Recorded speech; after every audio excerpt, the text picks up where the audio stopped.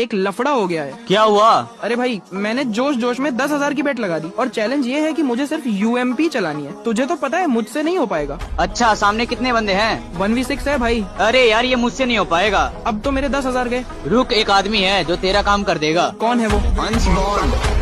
क्या हुआ? एक कस्टम है, 10 की बेट लगी है, 1v6 करना है ओनली यूएमपी से। पागल है क्या? मैं नहीं